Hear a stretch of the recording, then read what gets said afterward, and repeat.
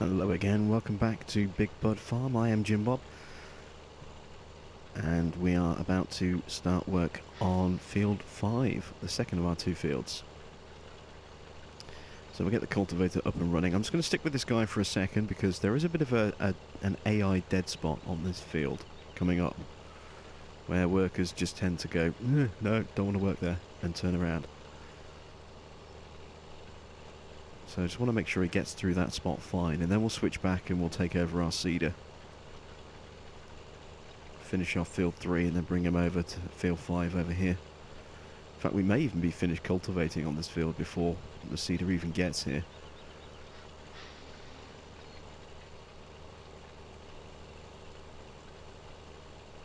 Okay, we are getting into that little dead zone area. Is he going to start complaining, or is he just going to plough straight through?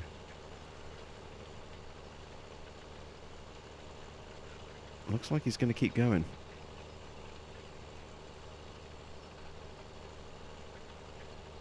Not entirely sure if it's dependent on what piece of equipment's being used, working width, which direction you're going.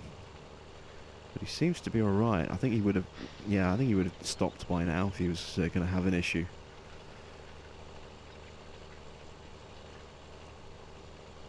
So let's head back to our seeder.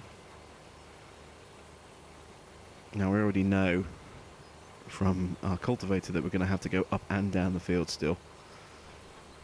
They are the same working width. We're just looking here, we've used nearly half of our seed on this field. So we've definitely got enough to do this field and the next field as well. That's not going to be an issue.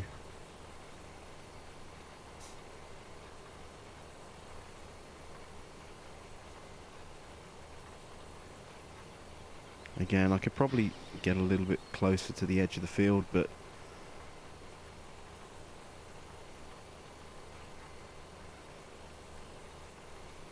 we won't be able to get close enough to cover the entire field, so I'd rather play it safe and not worry about leaving a thin strip unplanted.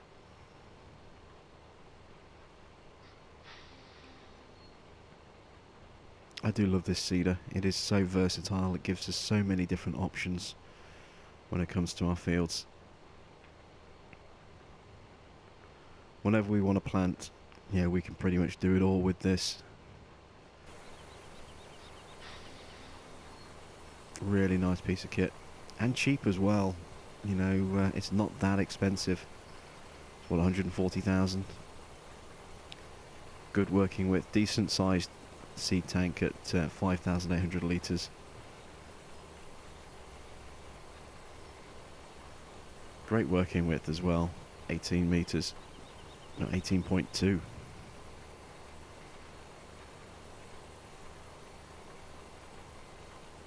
And the horsepower requirements only needs, 280 horsepower to pull, so it can be used by almost all of the mid-range tractors. And it really opens up so many different possibilities. We could easily, put this on Fent Farm and have a couple of different of our Varios be able to run it. We could easily put this on Massey Manor.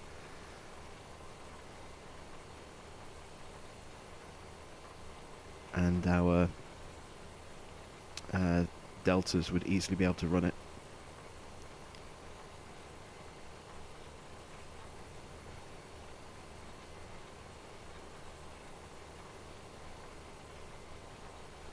And of course we already have one of these on Outback as well, and our Case tractors can run it quite easily, our Optums. Hell, if you've got a flat surface, even a Puma could run this. Not a Puma, a Puma. Be slightly underpowered, so it wouldn't necessarily run at 9 miles an hour, it might run at 8 or maybe 7, probably 8. But on a flat map like this and American Outback, you could get away with an underpowered tractor like a Puma running it without any real issues whatsoever. course, you stick this on an underpowered tractor on a map like Westbridge Hills, where some of those gradients are quite steep, and that's another story entirely.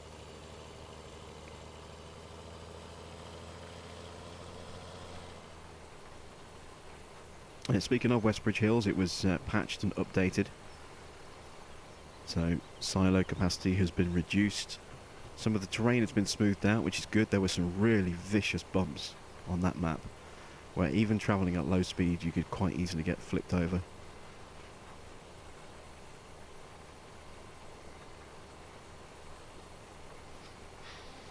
And I fixed some bail issues as well.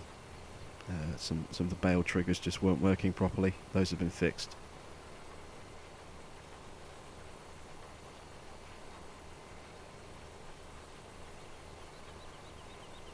It's a nice farm, Westbridge. I got a real pang of nostalgia playing on it, and I may well go back to it at some point. But for now, I'm going to continue to play newer maps that I haven't played before. You know, I put a lot of hours into Westbridge on Farming Sim 15, and I'm not quite ready to go back to it just yet.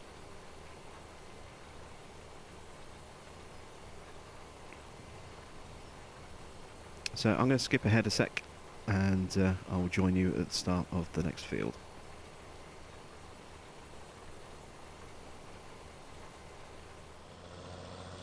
So we just finished our seeding on that field there, and at the same time as we finished, so did the cultivator. Although he's still got a strip look, so we're going to have overlap issues on this field as well. That's fine. We'll get the seeder started, and then we'll run the cultivator down the field.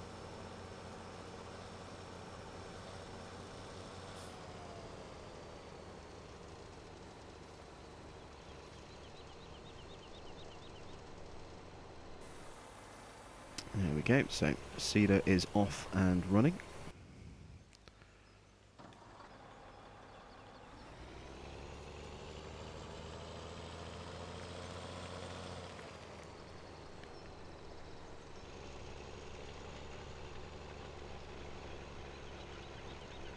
Oh, why are we running so slow?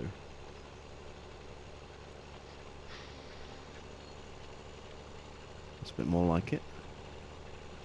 We are really pulling a lot as well.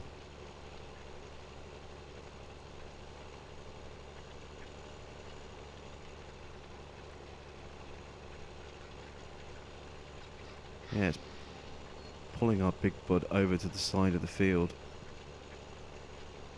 Well, sorry, over to the middle of the field. Look, it's steering itself.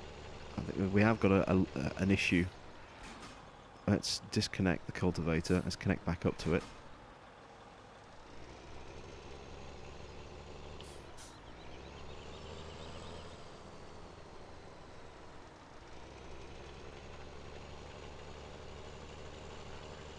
There we go.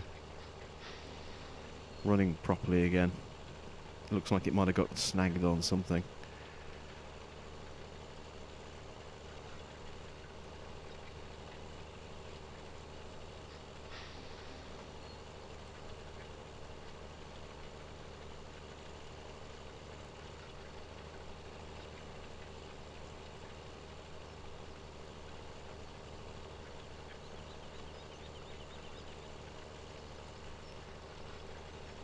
So I thought about it, and we're not going to get a Valtra just yet with a weeder. It's a lot of money to save a little bit of money in fertilizer costs. It's just, I don't think we'll recoup the money, and using a weeder is only really going to be viable on this field, maybe the other field as well, but it would take an awful long time to weed that field with only 12 metres. You know, you'd be talking a minimum of half an hour just to weed field 3, probably longer. It's just not worth spending $150,000 just to save a few $100 per pass in fertilizer spreading.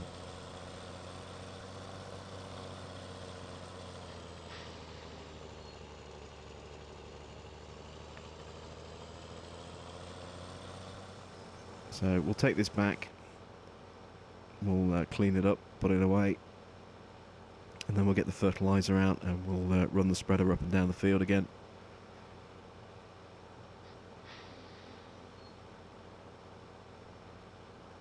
And then we'll be ready to fast forward time.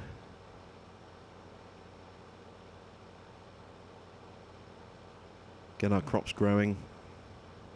Get that final stage of fertilisation done and then get ready to harvest. See just how much debt we're in by the time that rolls around, probably around 40,000.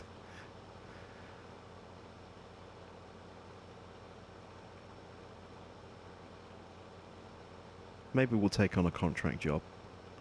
I mean, there's only 3 fields that we can work on, and even field 1 on its own is going to take hours to do. I don't think contract work is really kind of viable for the Let's Play.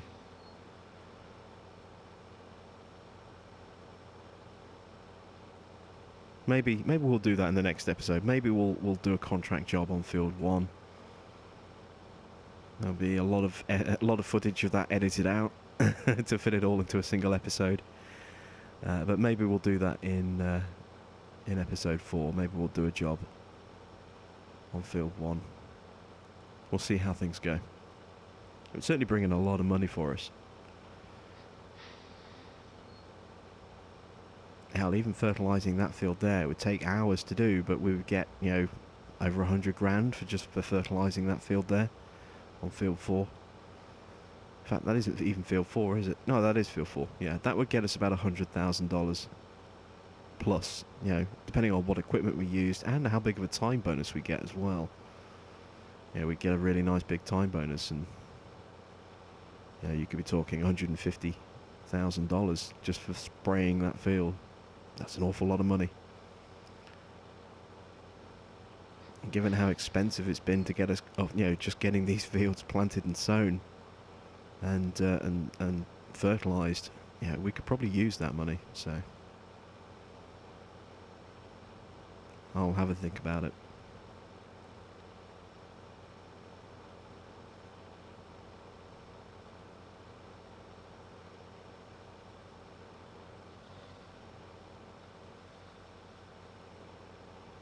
Okay, so here we are back at the farm. There is our pressure washer, so we'll give the equipment a good clean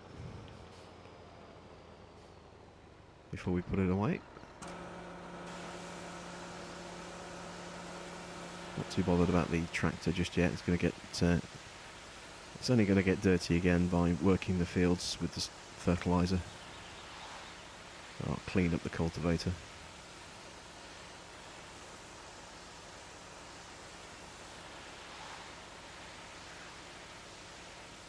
There we go.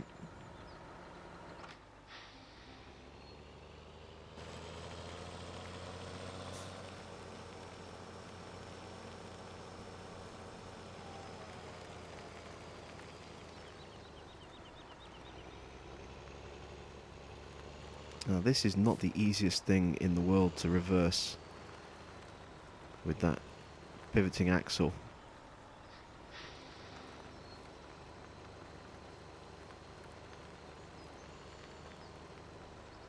It does like to try and get away from you. I think we've done a pretty good job there. Sometimes the articulated body can be a help, sometimes it can be a hindrance. We're not exactly straight, but we're close enough, that'll do.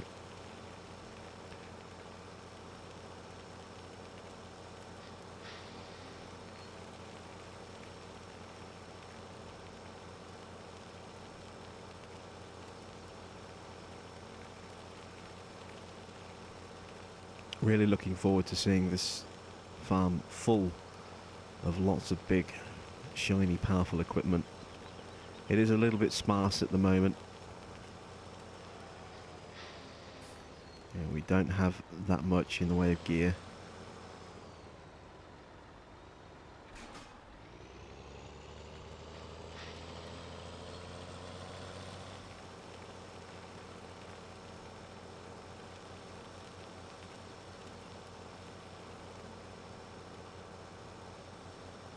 it's going to be quite a while before we do have the money we need to really start adding a lot more equipment into this farm.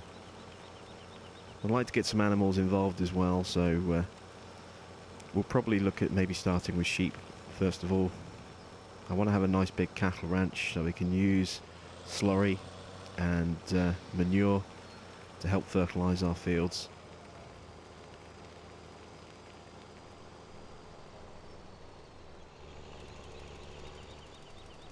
I'm going to make a conscious effort here,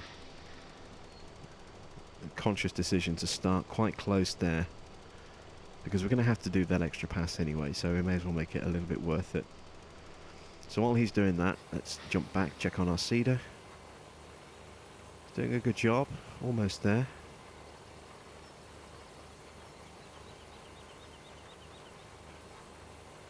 So again, I'll take over the seeder when it gets to the end of the field.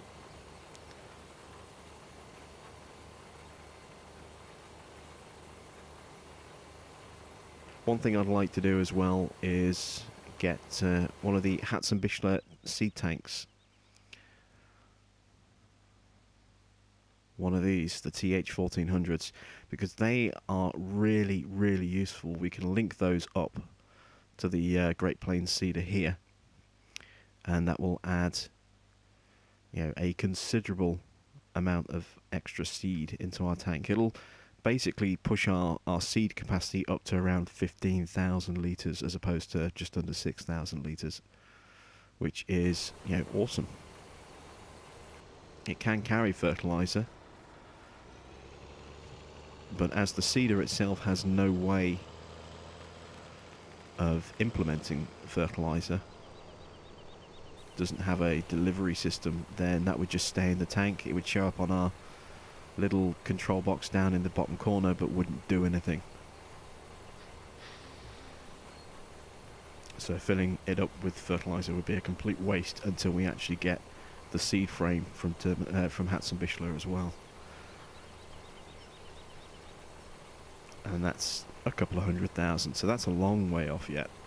Yeah, we need the frame, we need the tank. The tank is going to be more useful to us than the frame to start with, just so it can extend the capacity of this seeder.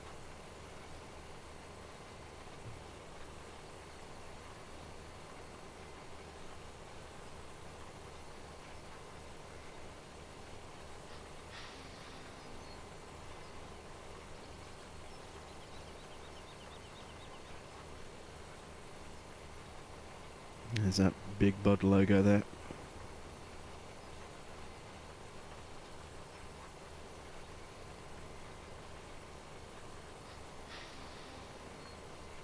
And another shot of Big Bud. I see we're wearing white overalls on our farmer here.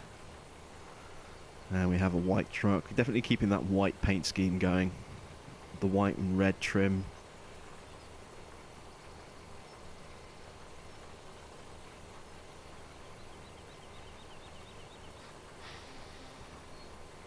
And we'll echo that in our choice of vehicles as well. You know me, I like to have themed equipment.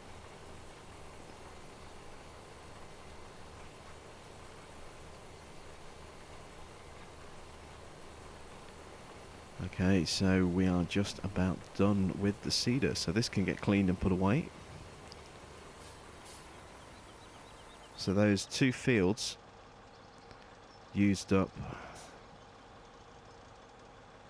4,400 seeds.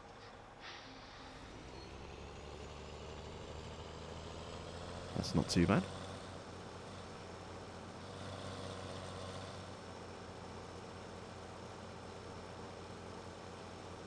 That's such an imposing looking piece of equipment, isn't it?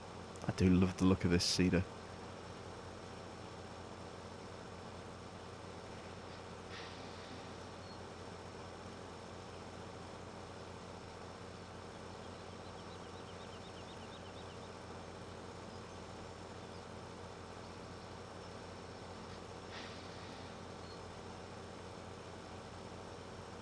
Alright, I'll catch you back at the farm in just a second.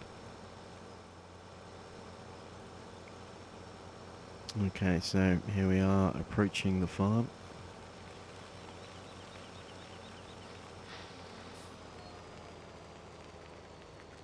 Let's clean the equipment before we put it away.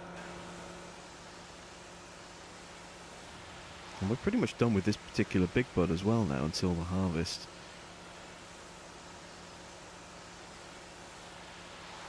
So we're going to put him back in his shed as well.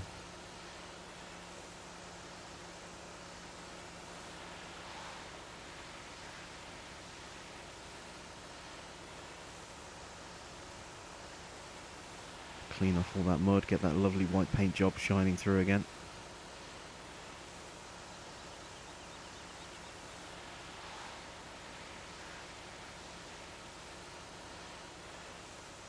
There we go.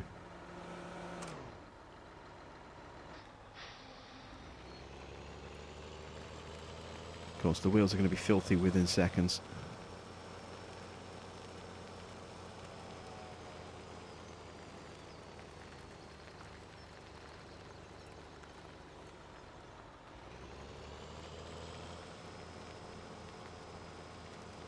Although surprisingly, they're not really picking up much mud around here.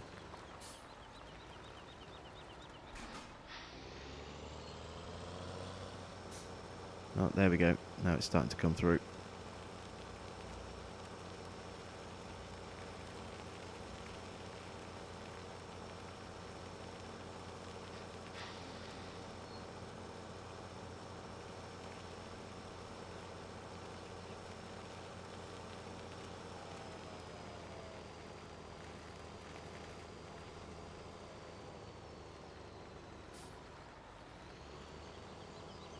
I forgot we had a pressure washer over here.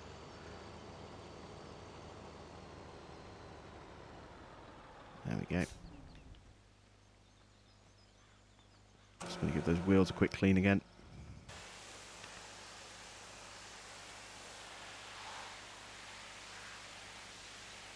It's a shame we can't hose down the floor as well. That'd be kind of cool. We could just spray off these tyre tracks. They'll fade anyway with time. And if I'm honest, I actually quite like seeing those tyre tracks there. So how are we getting on with fertilising? About halfway through the field. So this will be stage 2.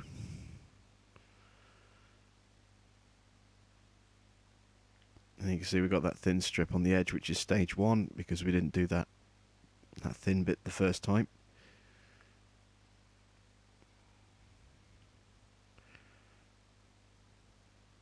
Now let's take a look at some of these jobs. So what have we got available to us on field 1? 85 minutes. So that would be around 3/4 of an hour to do. That's not too bad actually. And that's with a Kuhn axis. A Metris is actually longer. Wow. I'm surprised at that. What else is he offering us? That'd be even quicker still. That we could possibly squeeze into an entire episode. I'll tell you what though, one thing I have noticed in all of the contracting jobs that I've taken on when it comes to fertilising a field, I have never once seen the New Holland self-propelled spraying unit as an option. And I'd like to. That would be nice to be able to actually use that on one of these fields. But looks like it won't ever happen.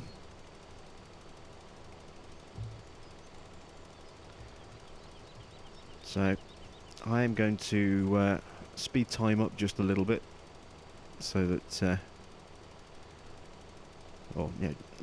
let's say speed time up. I'm going to do a little bit of a jump cut here so that when you rejoin us we'll be spraying onto the next field.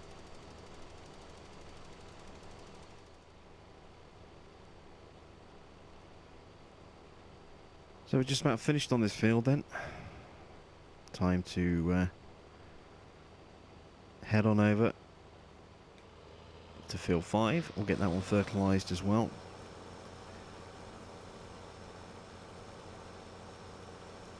And then we can speed time up to the next growth stage. Maybe look at doing a contract job as well. Raise a bit of extra cash.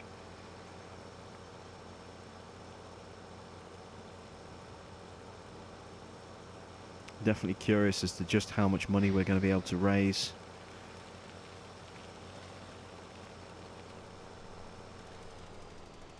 From selling our soybeans. Prices are not great on this map on hard. They're pretty terrible, in fact. Let's just put a worker on for a second while we open up the menu. So you can see here the prices pretty terrible. I mean, soybeans. I haven't seen them break 1,000 yet. The highest I've seen is about 980, and I haven't seen them go above 1,000 just yet on hard. It'll happen at some point, I'm sure it will, but it won't be much higher than that unless we get a great demand. And you look at some of the prices of our other crops as well. Wheat, barley, they're going to be worth absolutely nothing. Canola, it's going to be worth a decent amount, same with sunflowers, but not staggeringly high. Corn's not going to be worth a huge amount. But there's the volume. You know, once we get a good harvest going, then we're going to have a lot of crop to sell. So, and we move over here, you know, 4,500, you know, pushing up to maybe 5 at an absolute push. Seems to be, you know, the best price for wool per 1,000 litres of wool. Silage is pretty terrible, as you can see. 218 is the fixed price it is at the moment. Obviously that is a fluctuating price, so that'll drop.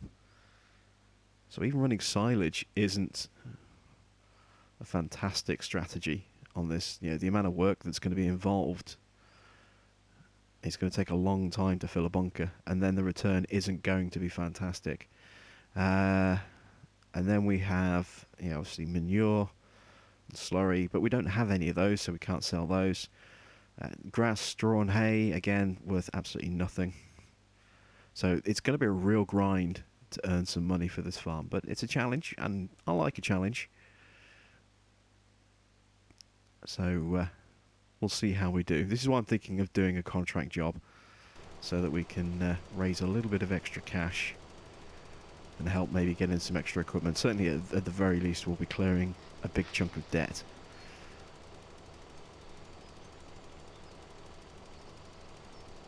Maybe even give us the money to justify upgrading our combine.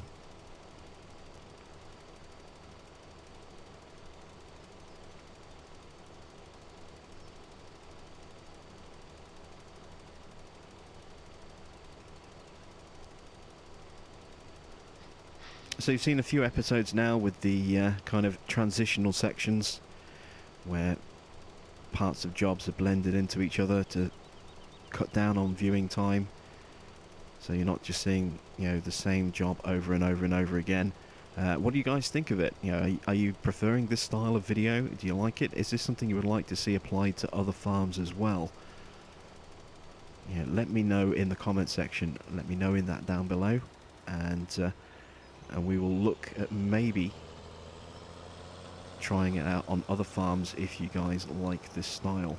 If you don't like it, I'm not really sure how well we would be able to cover this farm without it going forward. At least, you know, once we hit those bigger fields. I mean, we can go back to a more traditional style, plug and play recording for the for this field and for field 3, but once we start working onto field 1, then, you know, even a single job, you know, even fertilizing or cultivating or seeding is going to take multiple episodes just to do a single field. I mean, I'm more than happy to, you know, to do that if that's what you guys really want, but I just think it would be a little bit counterproductive. You wouldn't really see any progress on the farm. So Anyway, like I said, let me know in the comment section, and your feedback is important. It is, you know, requested and needed. You know, this channel is only successful because of the people that choose to watch it,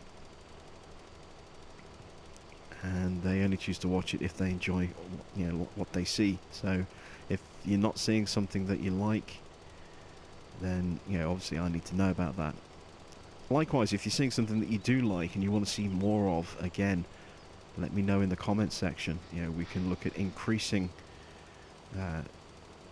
views and episodes of certain things. Just need to get these little patches that I left. There we go.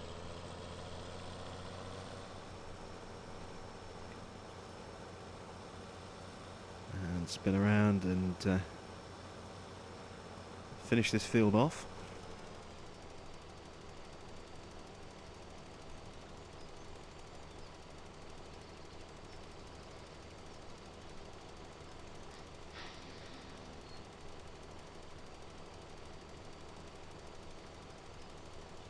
So we're about out of time for this episode. Thank you for watching. Please do like, share and subscribe. That way you'll get notifications via YouTube when my channel pops out a new video. Please do check out some of my other playlists as well. You know, obviously I have my other farms that are running, and don't forget to also look at some of the other games that I'm bringing as well. So Tomb Raider, Flame in the Flood, they are the two newest games. You know, I've also got No Man's Sky still going. Prison Architect is kind of winding down a little bit now, but you know, we could always do a second season of that later on. Start a new prison. Maybe go for something on a larger scale.